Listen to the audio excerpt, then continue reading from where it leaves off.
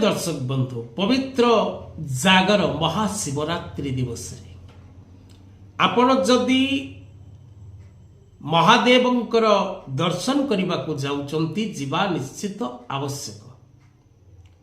त्रयंबक रुद्रंकर दर्शन करने महाशिवरात्रि रे नित्यांत आवश्यक। जदि आपण महाशिवरात्रि रे महादेवंकर दर्शन करुचंती तेबे साथी रे जीवा समय रे 9 गोटी गोमती चक्र नहीं जांतु एवं भगवान को स्पर्श करे से गोमती चक्र 9 गोटी को साथी रे नहीं आसिला परे से 9 गोटी गोमती चक्र को गोटे हलदी किंबा लाल कपड़ा रे बांधी आपण जदि निज घरर धन बाक्स रे रखंती तेबे आपण सदा सर्वदा धनी बोलांती, सौभाग्यवान बोलांती, सौभाग्यशाली मध्य होती।